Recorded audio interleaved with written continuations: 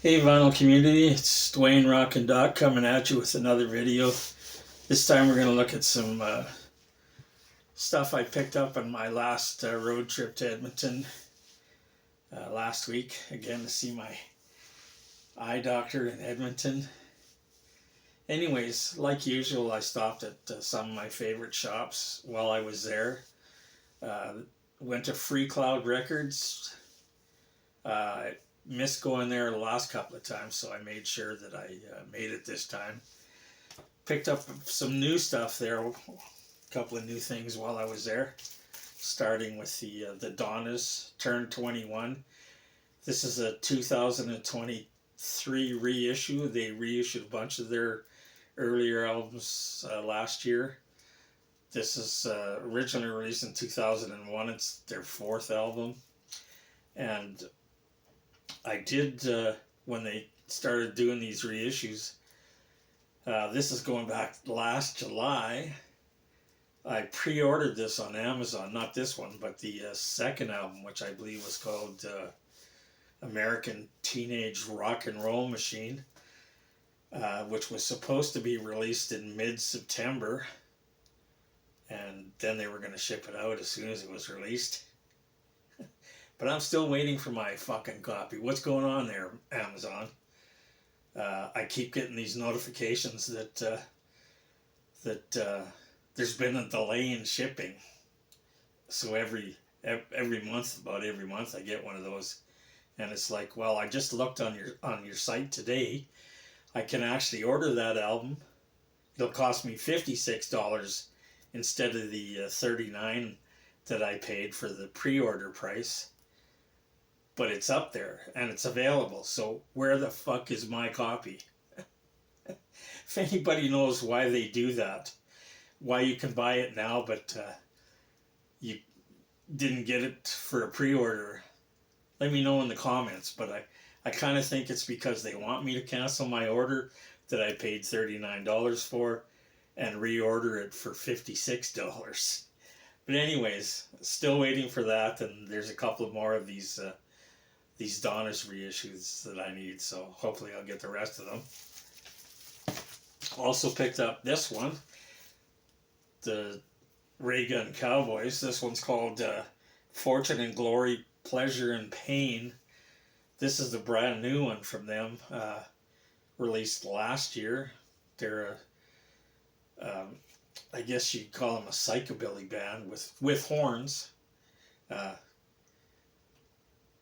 Or they do a bit of ska, so maybe a ska punk, psychobilly band with horns.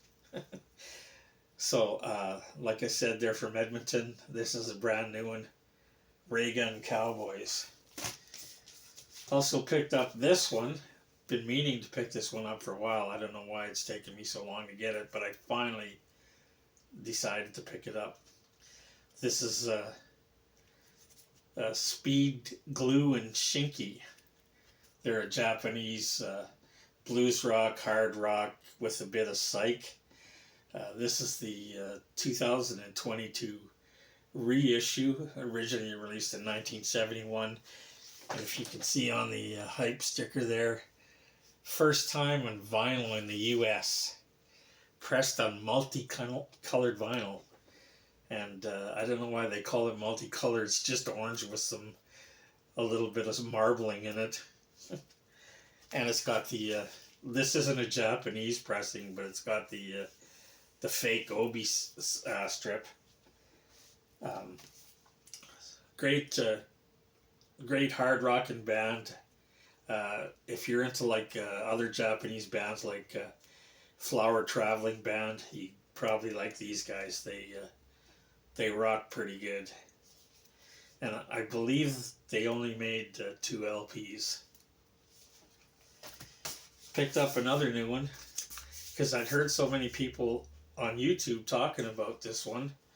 This is the Exploding Hearts with the 20th anniversary reissue of their debut album, which was originally released in 2002. And this album was called Guitar Romantic, but this is if you see in the inside jacket, the sleeve, it's the expanded and remastered edition, and I thought they'd put more information, have a inner with more information on it, but it doesn't. It just comes with this generic white sleeve. But if you know about this band, apparently, and I just, like I said, I just found out about this band from seeing some other people show it on YouTube. There was a really bad car crash in July in 2003, and 3 of the guys from this band were killed in that crash. These 3 guys down at the bottom.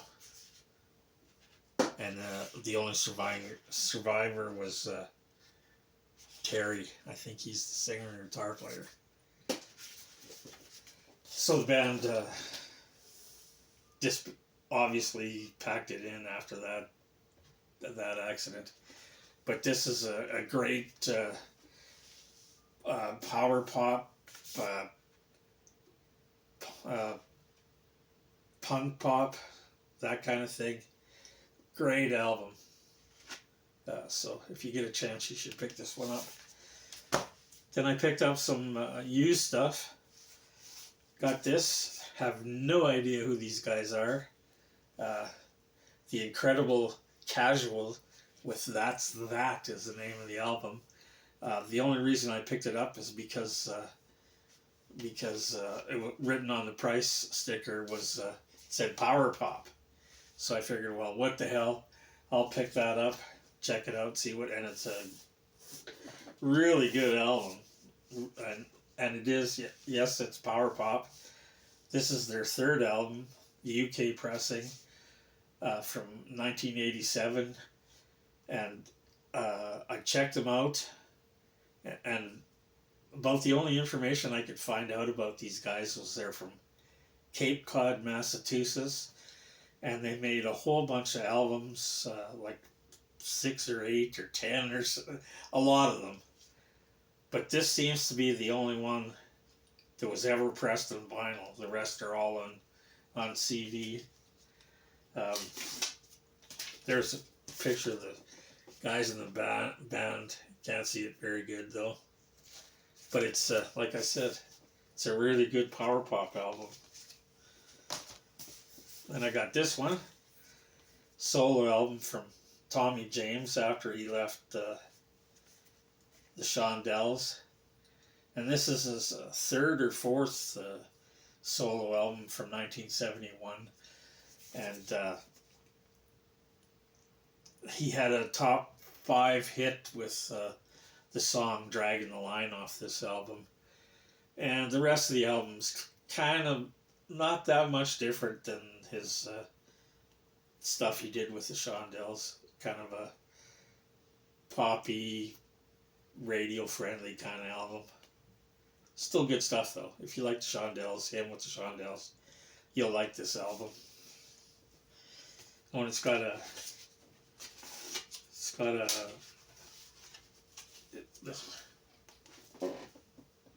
big picture on the. And there's a couple of, I don't know, he found religion maybe. There's a couple of kind of religious-y kind of tracks on there. But there's the inside jack with a picture of him and the track listings.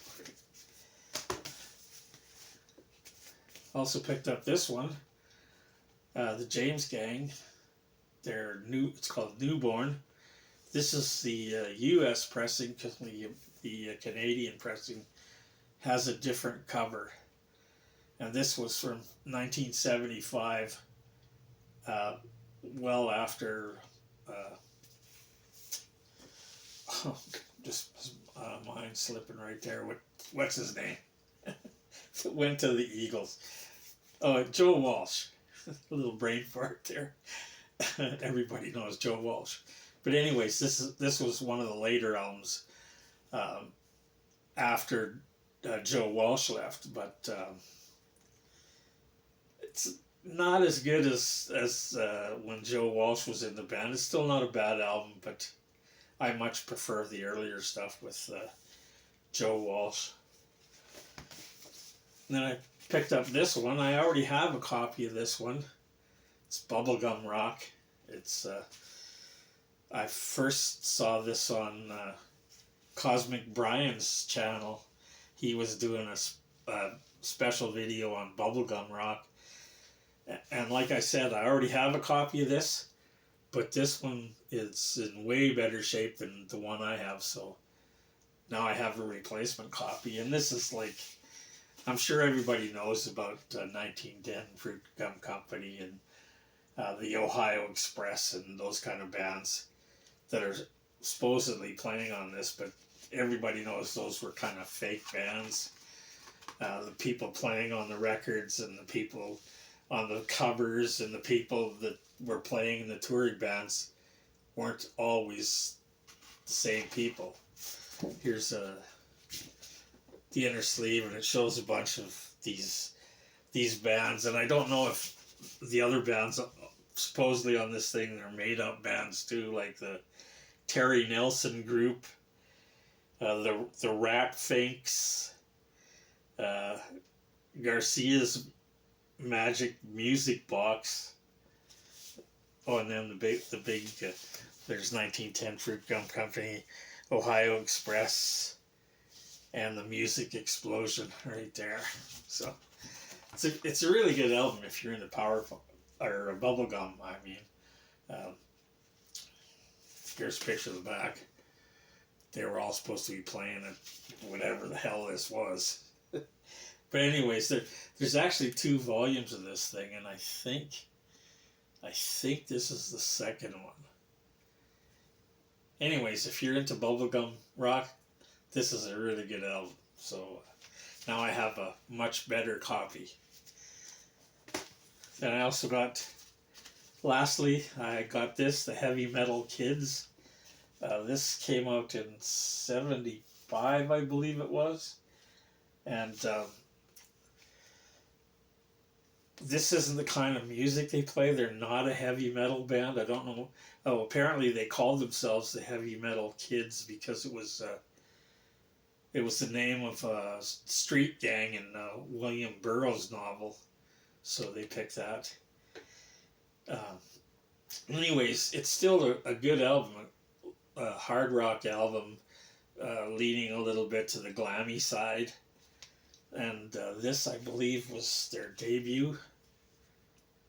So if you ever see this one, it's a really good album, so you should pick it up. So then I also went to another place I always go to, the Record Collector's Paradise. Picked up some used stuff there. What else did I get? The Kids, which is actually these guys, but they dropped the heavy metal thing. I think it might have been because they were confusing people on what kind of music they actually play. And this is their second, and I think their final album that was released, I believe, the year after that one. And it's more of the same kind of stuff, along the same line. Hard rock, a bit on the glammy side, with, I think there's a couple of radio friendly ballads on it. But again, another good album. Picked this one up too. This is an EP, a surf instrumental from John and the Night Riders called the Splashback EP. It's got one side is a medley of well-known surf tunes, and then they have a couple of other, I believe it's their tunes on the B side. Great surf instrumental band though. Then I picked up a bit of power pop because I'm always looking for good power pop. Picked this up, The Look. It's We're Gonna Rock. And this is their debut album from 1981. And they're a Detroit power pop band. And this is a great album. I really like this album. I don't know why I don't have this in my collection already. But if you're into power pop with that hard-hitting guitar sound, check this out. And I believe they have 2 other albums out, so I'll be looking for those next time I hit Edmonton or Saskatoon. And there's a picture of the cool dudes on the back. So that's the look. Another power pop album picked up is the Jags. Their second, and I believe this was their final album, No Tie Like a Present. And they were a UK power pop band that had a vocalist that sounded a lot like Elvis Costello. And they have, like I said, they were kind of a power pop with a bit, on this one, a bit of ska. But I noticed when I was getting some information on these guys that their guitar player and vocals, he does vocals too, is John Alder Twink. Well, John Twink Alder. And that's the guy from the Pink Fairies, I believe. I'm pretty sure it's the same guy. Anyways, if you know, let me know in the comments. But again, another great album. There's there's Twink right there.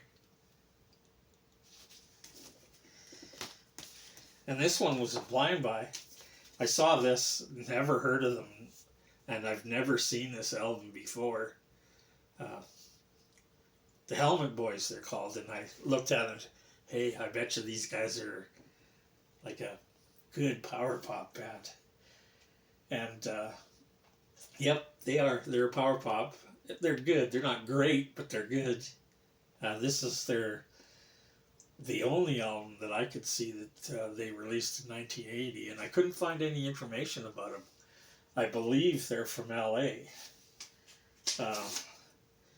And like I said, they are a power pop band, but they're more on the lighter side of power pop, and there's various pictures of them on the band, and you'll see that this one's got a couple of green X's, and this one's got one green X, so I think this might have been the proofs, and then they decided to go with that one for the cover.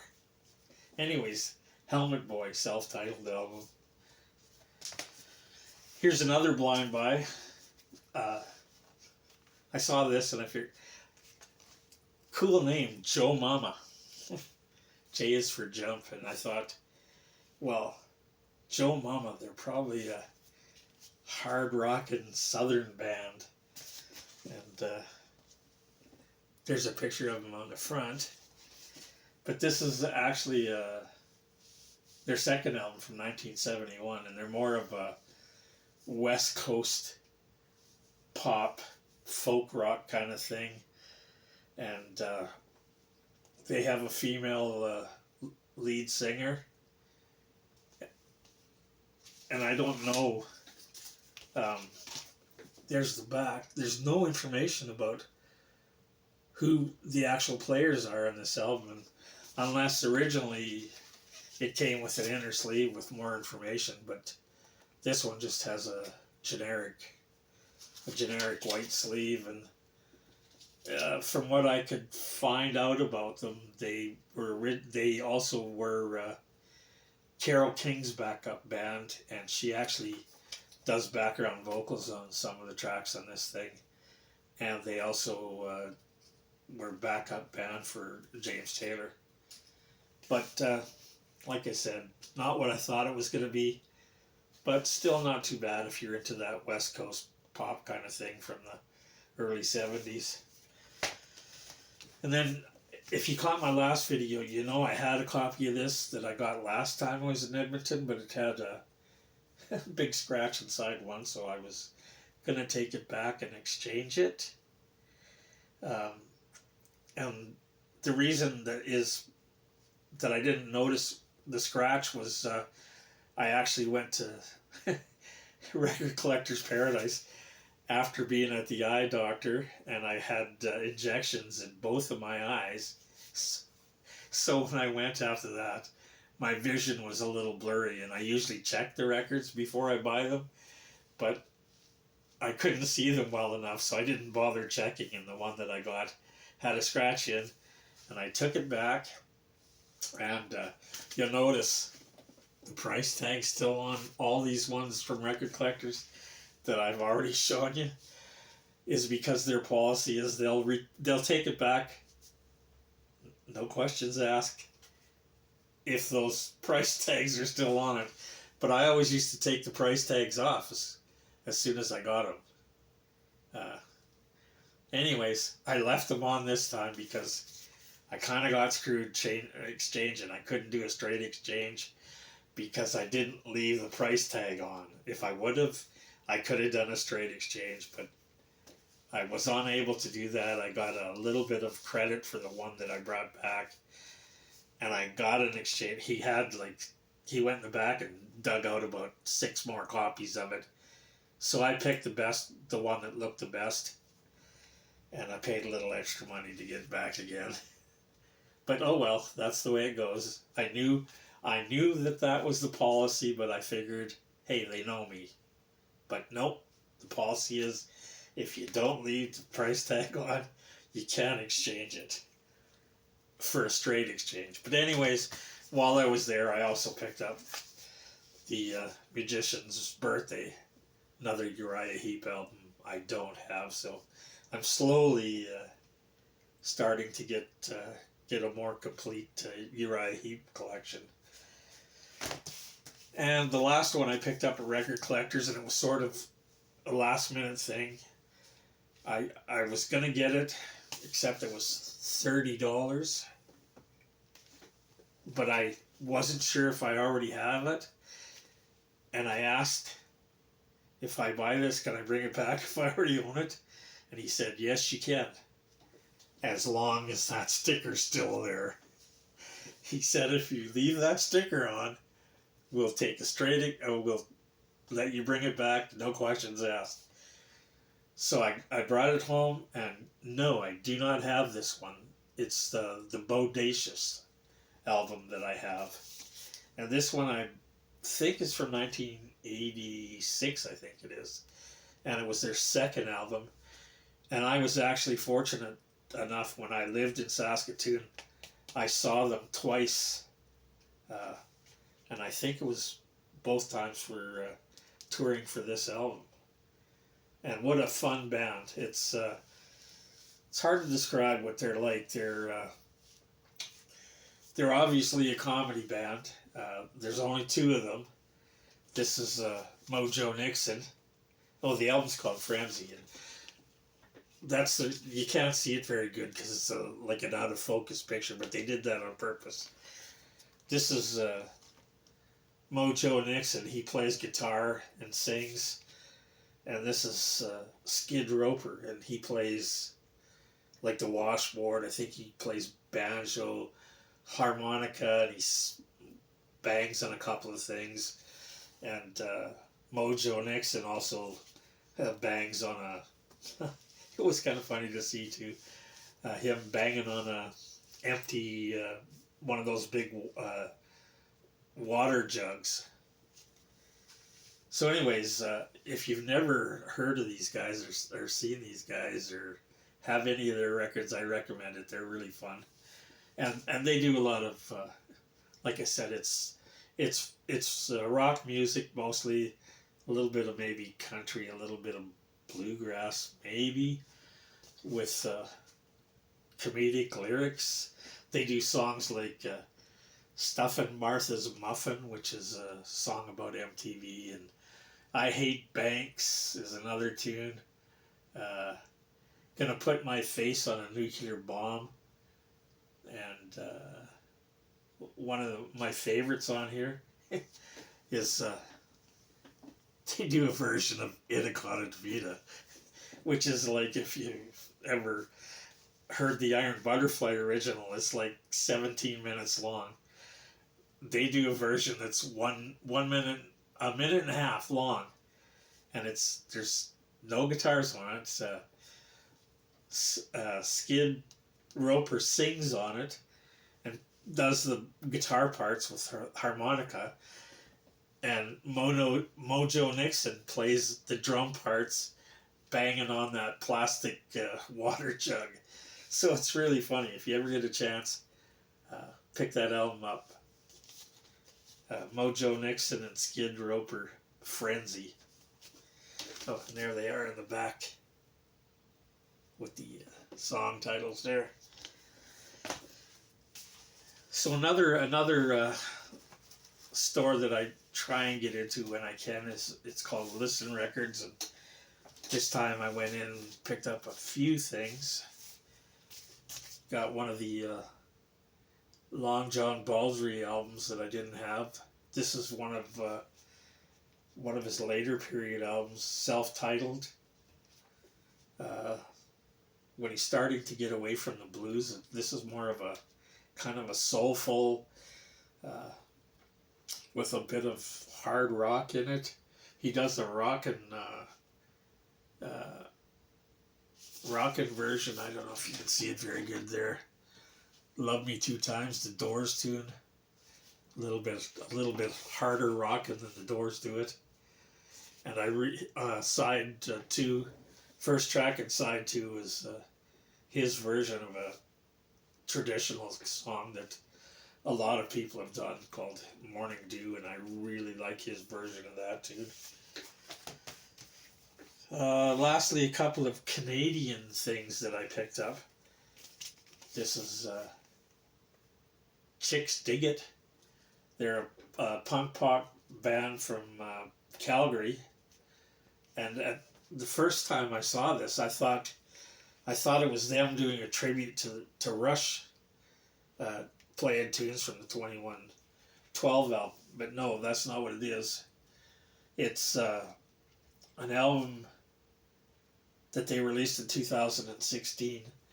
It's a one-sided album. The other side has is etched on side B, but the A side is, like, I think, considered the longest punk song. It's 24 plus minutes long, and it's a song about their 2012 tour. And when I looked at the back, those are all the cities they played on that tour in 2012. And I just thought it was a list of the cities they played, but no, they do a song about every city. So it starts with the first gig they played to the last one, and every city has a little song. So it's a really great album. And like I said, it's all together, and I don't know how well you're going to be able to see this, if you can see that at all, but it's an etching of all the countries they played in with little stars on them to show the cities. And there's Alberta right there. I don't know if you can see that very well, with Edmonton and Calgary, and where I live is like right on the border there, if they showed Saskatchewan. So we're right on the border of Alberta and Saskatchewan. But bonus for this album, and I didn't realize it when I bought it, the artwork was done by none other than Tommy Bagley from Forbidden Dimension, another one of my favorite Alberta bands. And here's another Alberta band. I showed you their newest one earlier. This was their, I'm not sure, I think it was like their third or fourth. I could be wrong. Anyways, they're also from Edmonton. They're, like I said before, they're kind of a psychobilly ska punk band with horns. And when I picked this up, I wasn't sure if I had this one already, and I didn't realize it when I got it. Two things. It was still sealed, and yes, I already had it. So I'm going to keep this one. This was the one that was sealed. I'm going to sell my other copy because it's in minty condition and it's just like this one. It's on green vinyl. So that was all the goodies I picked up when I was in Edmonton, and